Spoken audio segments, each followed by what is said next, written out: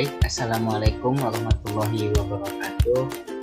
Izin memperkenalkan diri, nama saya Rian Saputra, NPM 1913031036, Prodi Pendidikan Ekonomi 2019 Universitas Lampung, mata kuliah akuntansi sektor publik dengan dosen pengampu Ibu Dr. Pujiati MPD.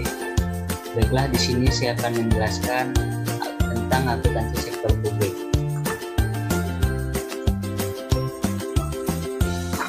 Langsung saja ke pembahasan. Pokok bahasan yaitu pengertian akuntansi sektor publik, peran akuntansi sektor publik di era digital, dan yang ketiga mensinergikan konten bahan kajian akuntansi sektor publik dalam pembelajaran di sekolah, khususnya melalui mapel ekonomi. Selanjutnya, pengertian akuntansi sektor publik. Akuntansi sektor publik adalah suatu proses pengumpulan pencatatan, pengklasifikasian, analisis, dan pembuatan laporan keuangan untuk suatu organisasi publik yang menyajikan informasi keuangan kepada pihak yang memerlukan. Sedangkan pengertian era digital adalah masa ketika informasi mudah dan cepat diperoleh serta disebarluaskan menggunakan teknologi digital. Teknologi digital, teknologi yang menggunakan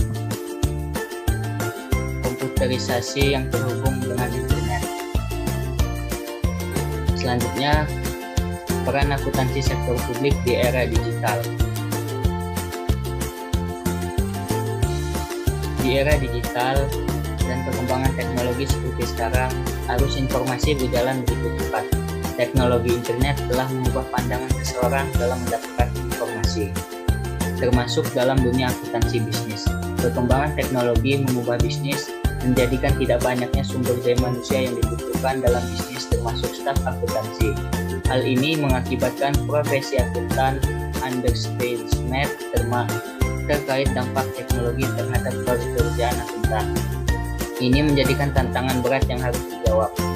Potensi teknologi mematikan peran profesi akuntan hanya menunggu waktu. Peran akuntan akan bersifat strategis dan konsultatif. Maka dari itu, akuntan perlu memiliki sertifikasi, misalnya fasih berteknologi, supaya mampu bertahan dalam bersaing. Seorang akuntan juga harus memiliki strategi, diantaranya penguasaan soft skill, baik interpersonal skill maupun intrapersonal skill, business understanding skill, dan agar mampu menjawab tantangan di era digital. Seorang akuntan harus aware terhadap perkembangan revolusi industri 4.0 dengan melihat kesempatan yang ada. Selanjutnya, pergeseran era di mana industri saat ini dalam menjalankan bisnisnya bukan lain hanya mengandalkan kecerdasan manusia, namun juga kecerdasan teknologi yang disebut era revolusi industri 4.0. Era ini mengakomodasi bisnis intelijensi yang merupakan kembangan dari adanya disrupsi teknologi akibat adanya generasi milenial. Hal ini memunculkan nama baru yang disebut dengan ekonomi digital.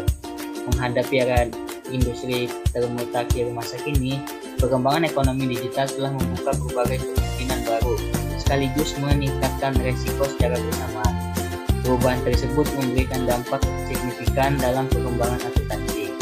Di era ini, perkembangan teknologi dan inovasi seolah berkejaran dengan waktu. Inovasi-inovasi baru mendorong terciptanya pasar baru dan menggeser keberadaan pasar lama. Mesin dan robot pintar kini banyak mengambil peran dan seakan menguasai dunia.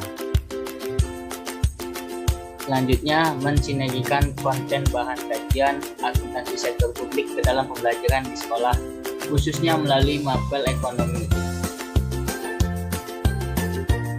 Pertama, memahami dan menjelaskan gambaran akuntansi sektor publik kepada siswa dengan menjelaskan jenis dan karakteristik akuntansi sektor publik dan ruang lingkup akuntansi sektor publik.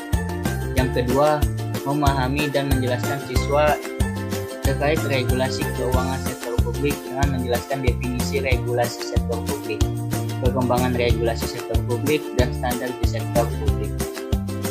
Yang ketiga, memahami dan menjelaskan kepada siswa terkait standar akuntansi sektor publik dengan menjelaskan definisi, ruang lingkup kebutuhan, standar, dan teknik penyusunan dari akuntansi sektor publik.